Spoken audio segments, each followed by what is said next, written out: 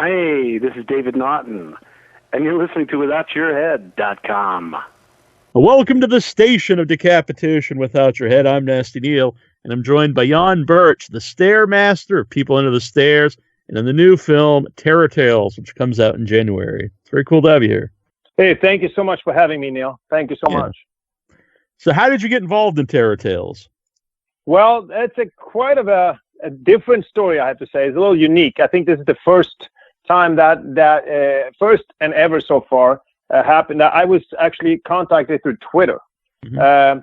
I was tagged in a post from Twitter. I can't remember the handle now, but it was somebody. It wasn't Jimmy Lee Combs. It was somebody who said, "Hey, you would be really good in Terror Tales, the movie. If you're interested, PM me." Mm-hmm. And that was it. And I mean, it just pokes my curiosity. Because I never I got emails before, I got message from managers and from SAG and from whatever, but I never really got tweeted.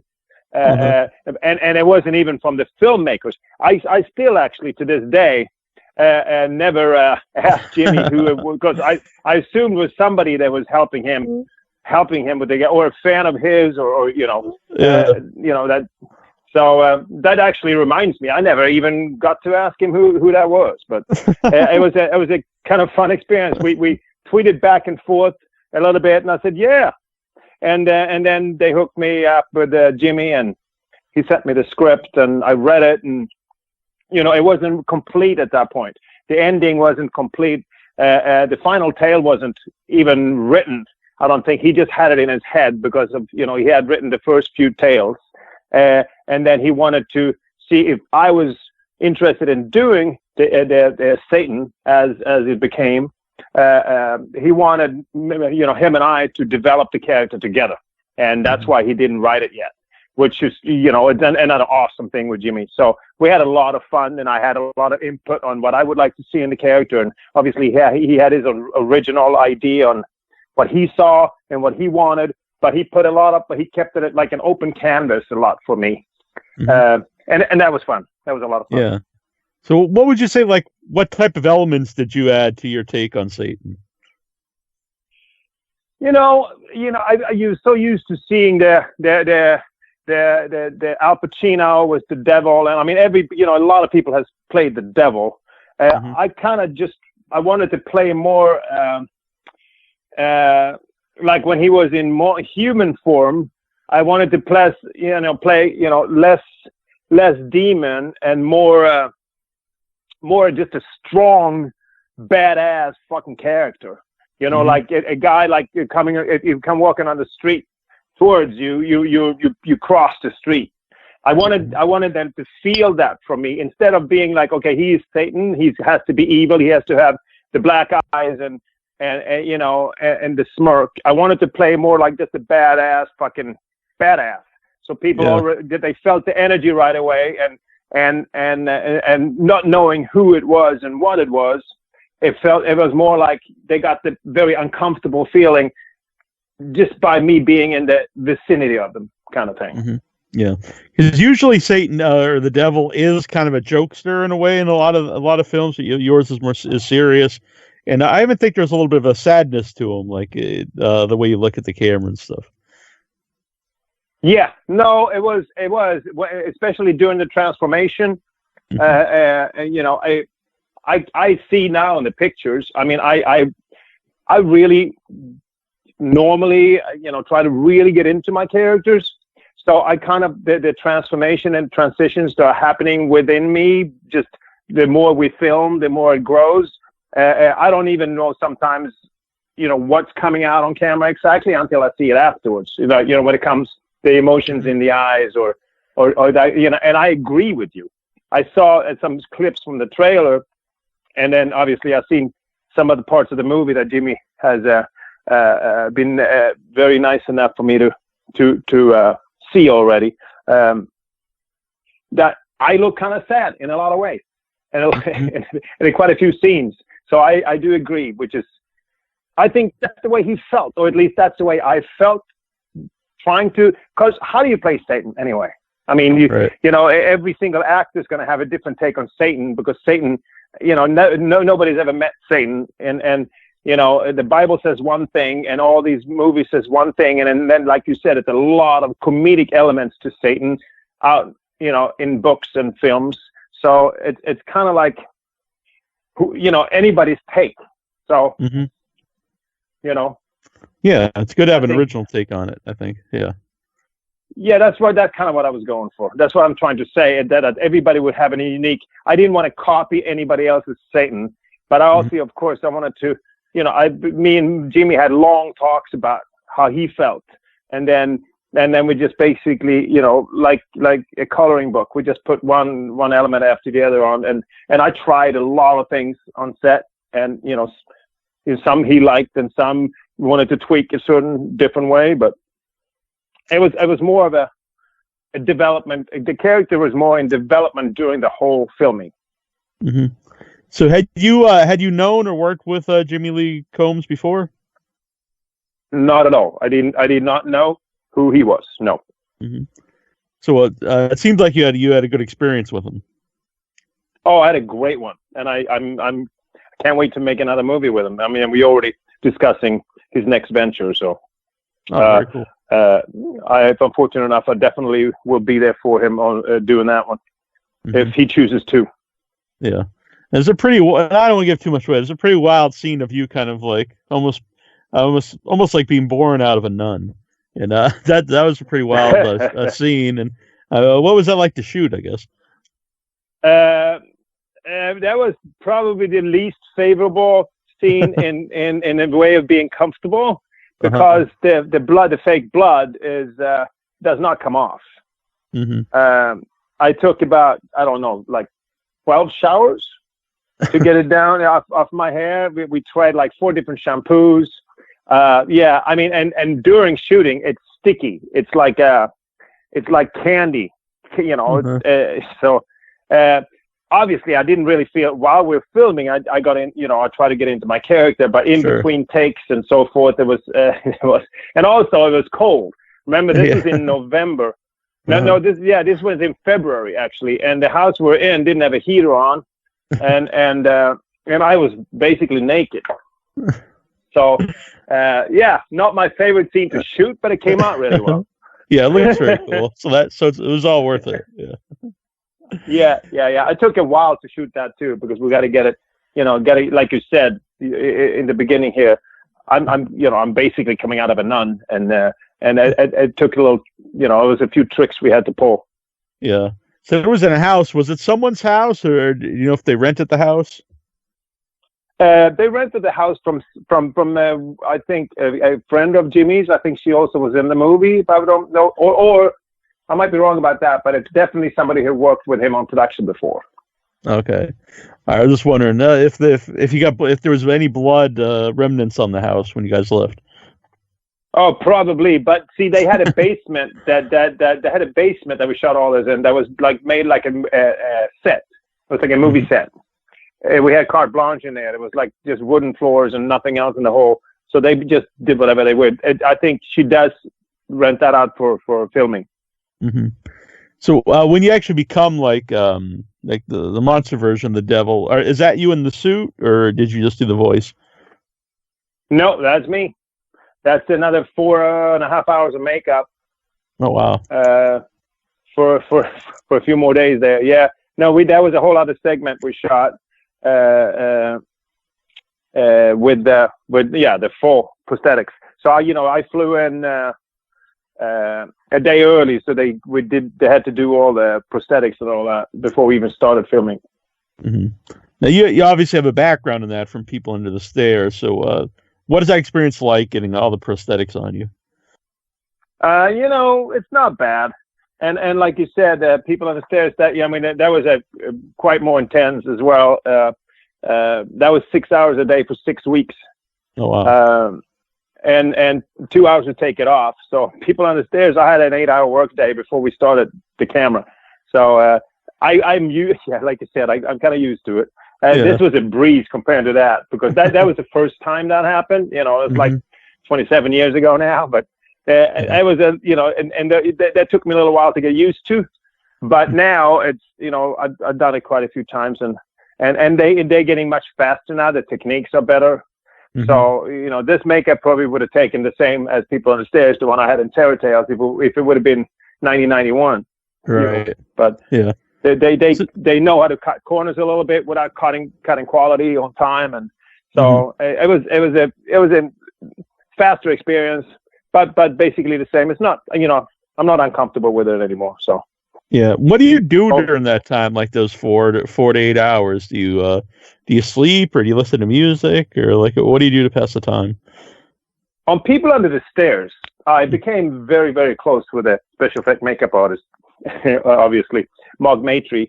He was actually one of the groomsmen at my wedding later, 9 years later, which was, we're still close. And he's one of the best special effect makeup guys in the world now. He was handpicked by Spielberg to do the only life-size dinosaur in the first Jurassic Park. He did Godzilla. I mean, he's done anything and everything. And he was cool because, he became like a friend, like I said. And then he put a big screen. I mean, he had a TV right by the makeup room. And he put Tex Avery cartoons on all day long. And we were just chatting, laughing, looking at, funny videos, basically, or funny cartoons, funny videos, and just trying to kill the time while he was working. Because it's for him too. It's much easier if we can have a conversation or we can watch something funny, and because he has to be able to focus and concentrate on his work. But 6 hours is a long time to do somebody's makeup. Mm-hmm. Yeah. So he always wanted to try to make me as comfortable as possible. Just put it that way. Yeah. So once you see yourself in the finished costume for either movie, People on the Stairs, or when you see yourself as that version of the devil, like what goes through your mind? Do you does that help become the character you're going to be playing? Yeah, definitely. But when I saw myself the first time at People on the Stairs, I felt a shudder. I changed. Like my perspective, my perception of the character changed right away. I'm like, whoa, okay, so that's who he is. And not to be shallow or vain, but looks it usually says a lot about people. And all of a sudden you have a completely different look. And obviously it's not like reading the script when they try to describe what it looks like, but it's a completely different thing when you actually see the finished product, so to speak. Mm-hmm. And yes, it definitely helps building the character in what, and the choice of direction you go. Mm-hmm. For People Under the Stairs, was that filmed in an actual house, or were those sets? Most of it was a set, Renmar Studios in Hollywood. The whole basement was a set. Where the cages was a set. The explosion, whenever it goes out the window, was on that same set. But when I come out of the stairs and grab Wendy Roby, and she gets killed in the kitchen, and all those scenes are in the actual house. So it was both. They had the actual house. The house on the poster exists.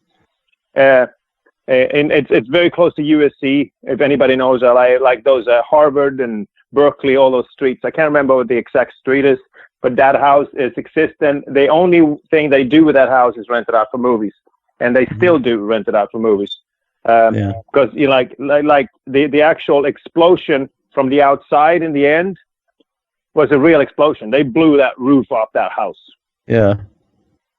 And then they rebuilt it after the movie, obviously. Yeah. So, but it was a gorgeous house from the 30s, and all these stairs, everything was authentic. The floor, everything was. But like I said, they allow you to do quite a lot of things in there as long as you fix it up afterwards. Mm-hmm. What was Wes Craven like? Oh, he was the most humble, the most kind, the most generous director I think I've ever worked for so far.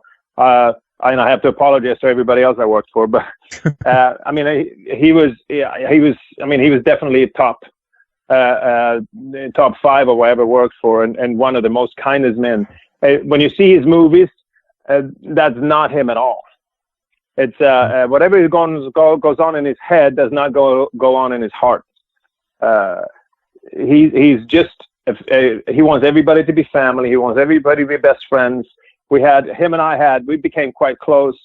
We had meetings every day.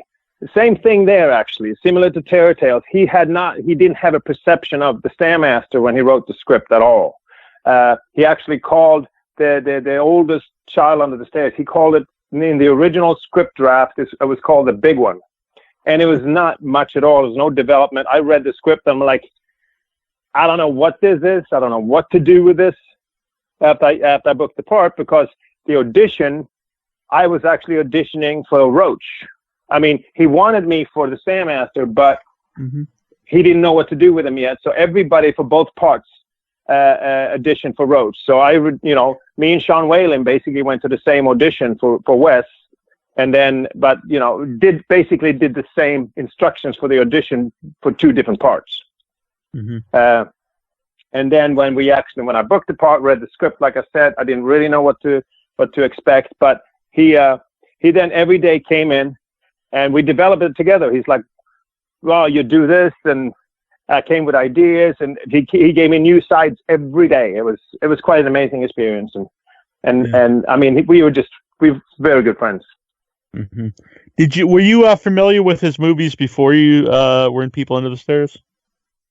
I was familiar with Freddy Krueger. I wasn't familiar with too many of the older ones, but I obviously Nightmare on Elm Street I was familiar with. So I knew this was going to be something. I felt it. I mean, I thought this was going to be something exceptional, especially because my manager called me and I couldn't even hear what he was saying because he was yelling at me. He was so excited. And I'm like, he knew more about Wes than I did at that point. And I was actually at the American Film Market having meetings about other movies. And I got the call, like, you got to go to this Universal and meet Wes on the callback. And then I got back to the hotel, the AFM in Santa Monica, and only an hour later, my manager called and the deal's done. And it was amazing. Well, what was Everett McGill like? Because I always thought he was a really good actor, but I think he retired from acting after doing Twin Peaks, and then he came back for the last season. But he really isn't in a lot of things. No, he's a recluse now, in a good way, I guess. I mean, I don't mean that in a bad way in any way. Sure. But I heard, because we've been trying to get him for reunions, for cons and stuff. And he just doesn't want to do it. He doesn't want to act. He doesn't want to. But I think, didn't he do a guest appearance in a remake of in the Twin Peaks just now? Yeah, the third season. Yeah, he's in it a little bit, which was cool to see. Yeah, because anyway, before that happened, he really wasn't. He told us he doesn't want to act and he doesn't want to go to cons. But I mean, apparently, he does act a little bit here and there. I just think he got. I don't know his reasons, but he might have got tired of everything and just moved out. He lived somewhere out in the bush. Yeah. Yeah. Speaking of cons, I did meet you at a con. It was I hosted. It was a People on the Stairs panel in Atlantic City at Bazaar AC, and it was you, Sean Whalen, and the actor plays who played the kid at the time. Oh, Brandon Adams. Yeah. Yeah. Were you the moderator, or were you? Yeah, I was the moderator. Yep. I don't recall that particular panel, but I know we always have a blast on the panels, so I'm sure we had fun. Yeah, it was definitely a good time. So it seems like, People on the Stairs, I think people always like, but it does seem like over the last few years, I think it's even grown in popularity. It seems like more people discover it. Yeah, it is. I mean, the thing is now that the people that were kids when that movie came out are now, film directors or producers or major horror fans. And I think it just grows because now the millennium crowd that were 10 years old, say, when the movie came out, are now either active in some kind of relation to the industry or the horror community. And I think that's just built, and they show it to their kids. And, it's becoming 27 years later, it's now generational. We are crossing over another generation now, because I have now children of fans that were like kids when the movie came out. Their kids are now coming to get signatures and autographs and love the movie. And You know what I mean? It just keeps going on. And I think it's because of, that's one of the few movies, one of the few horror movies that I hear that the parents let the kids see it. You know, even if it was, you know, it had some blood, it had some bad stuff, but it's not that many horror movies that you know that, oh, I saw it when I was 6 years old. You should hear when I go to his cons, oh, I was 6.5, or oh, my mom let me sit up for this one, or you know, I was my brother let me see it. I was, you know, 7, and I, you know, that kind of stuff. It's not very often you hear that, and I think that's another reason it just stays. And remember too, it was one of the very few movies, especially in the horror community, that was the #1 box office hit in Hollywood or in the nation for 6 weeks. Oh wow! At the same time, it became a cult movie. So usually you're either or, you're like a hit or you go cult. But this one catered to all of it. They catered to the mass audience, and then it caters to the community that are more fan oriented towards the horror. So it kind of has a little bit. I mean, basically, Wes Craven succeeded to create a movie that everybody wants to create, like a movie that everybody wants to see, no matter what the genre is. I think that's one of the biggest selling points with this movie. Yeah, that's a good point, because a lot of times, if it is like a mainstream success, you know, like the hardcore horror fans don't want to like it because of that. But it's so weird that it appeals to hardcore horror fans, and yet at the same time, I guess it is accessible enough for mainstream fans. Yes, exactly, and I think it's also that's one of the qualities that Wes is so unique. He has that quality to appeal to the masses, but also making the movies so good that even the most hardcore indie horror fan will like what he did, because that's what he came from. I mean, he didn't ask to do a blockbuster. He just wanted to make his movies.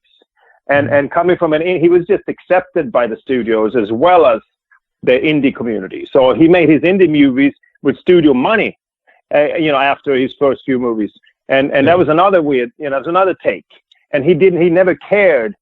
He was never afraid of the studio. I mean, I have a fun story for you. I'm sure at the panel I probably told you the same story, but you know, the story when we got out, you know, we went over budget. Obviously, the budgets on these movies, I don't know what they gave in originally, but he was over budget.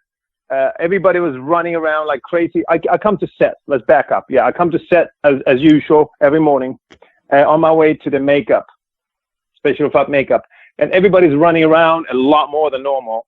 PA, second AD, you know, I just see a whirlwind of people. And I'm like, what's going on? They said, oh, we're cleaning up. We make everything is good. The suits are coming.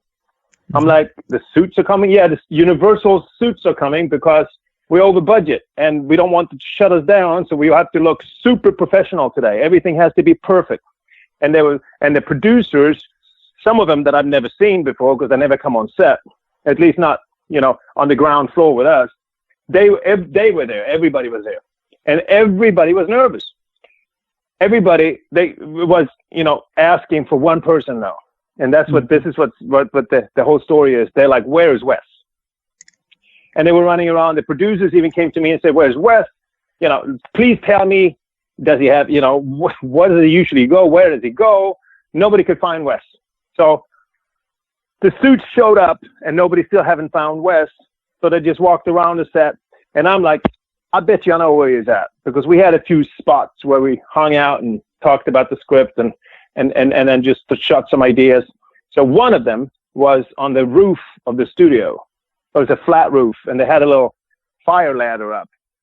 So I ran around the corner and I climb up the fire ladder, and lo and behold, of course, Wes was lying there on his back, looking at the sky. And I'm like, Wes, everybody is looking for you. You know, what are you doing? What are you doing here? He said, I'm waiting for them to leave. I said, what? He said, I'm waiting for them to leave so I can make my movie. That's pretty wild. That was Wes. He was the only one that day that I didn't see freak out or nervous or stressed or anything. And you know what? He finished the movie on his terms and it became a #1 hit. Yeah. And we're still talking about it 27 years later. So guess who was right? So I also want to mention a movie you had this year too that has a ton of people in, is a Death House, and I saw that, that they're planning on a sequel. Are you going to be involved in that? I'm in the prequel, Dawn of Five Evils. Okay. All right. Yeah. Yeah. This is what, as far as I know, and I don't know how much is set yet and how much I can say, but I can probably say this much because I talked to the producer. I actually did another movie with the same producer called Killer Rose with Felissa Rose and Caroline Williams, and Rick Finkelstein, the producer of Death House, produced that movie. So we talked a little bit, and I think what's probably pretty known, so I can probably say this much, is that they're doing a sequel first. And as far as I know, I'm not in the sequel.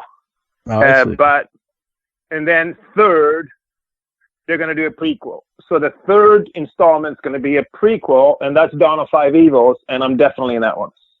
All right. That's very cool. I know you played Dr. Phibes in Death House. Yes.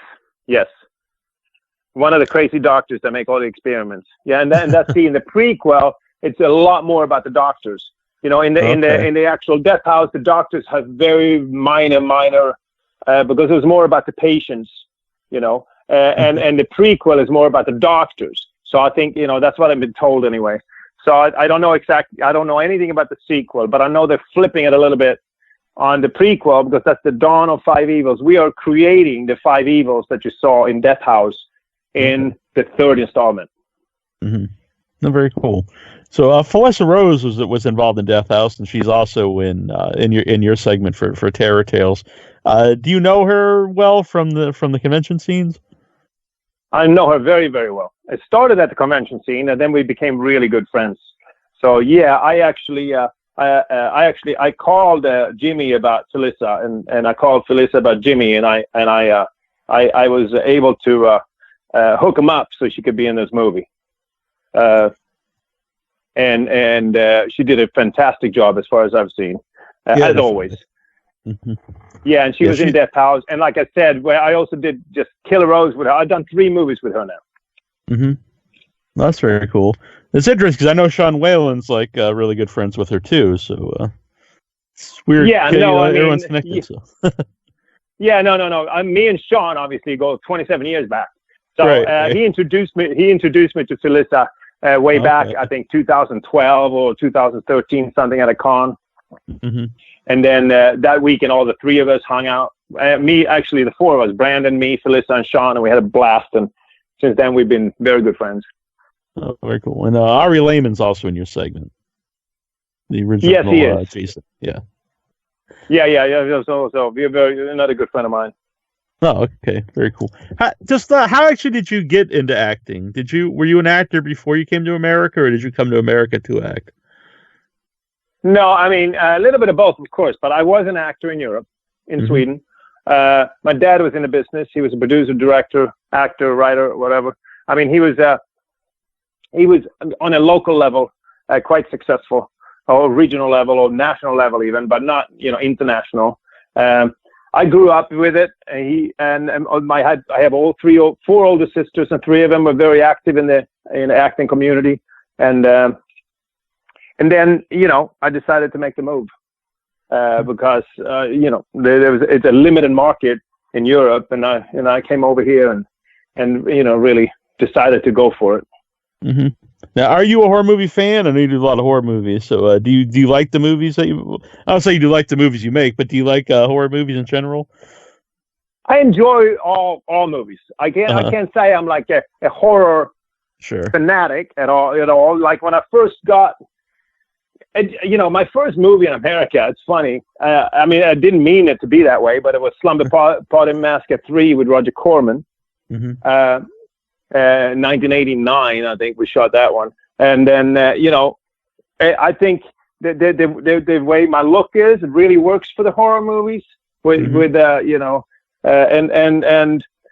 after you work with Roger Corman and people look at you, I just got into, obviously, and then Wes Craven. So it was Roger Corman, Wes Craven, then Chuck Russell, and all of a sudden I'm working with all these, really good horror directors, and I don't mind at all. I mean, I like to do everything, but I love to work, and I love doing what I do, and but to answer your question, I was never like horror, but I really I enjoy horror movies as well. I enjoy more horror movies with suspense than the gore. That's my honest opinion, but I watch both. Yeah. Well, this is a horror show, but I too love all movies. If I like the movie, I like it. It doesn't matter the genre. Probably my favorite movies is Goodfellas or Godfather. So. Yeah, no, me too. I mean, we own it. That's exactly what I meant. You said it very, very eloquently there. If the movie is good, the movie is good. The movie is bad. I don't care if it's a horror movie or a drama or a thriller or a comedy. If the movie is bad, the movie's bad. Exactly. So Terror Tales comes out in January. Hope people check it out, and I really enjoyed it. I like anthologies, and it's cool that they've come back over the last few years, because it was a long time there really wasn't any. There was when I grew up. I loved Creepshow and different ones, and now it seems like it's made a comeback, and I like those. Yeah, no, definitely. I enjoyed it very much. They quite a few. I'm actually attached to another one called Don't Let 'Em In, which is based on a novel that also is like I think 6 different tales that are. But in that one, I'm in the main group who basically tell each other horror stories, and every horror story becomes a little movie in itself. Oh, nice. Yeah, quite excited. I think we're going to shoot it this spring. That Kevin Tenney is directing that one from Night of the Demons and stuff. And cool. Yeah, and I'm look. Elizabeth Fields wrote the novel, and she wrote the screenplay. I think we're going to have a lot of fun. Tiffany Shepard is in it too, and I think they're talking to Scott Taylor Compton about it.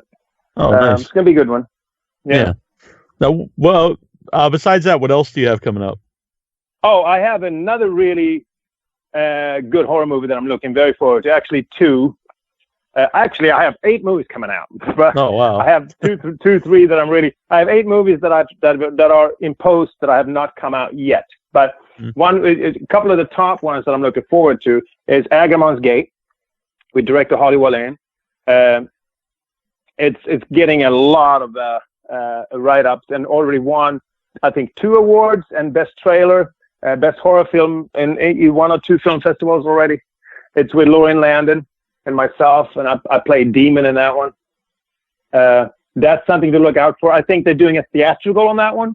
So they were supposed to be released in February, March, but because they got a theatrical deal on it, I think they're pushing to September, as far as I know now.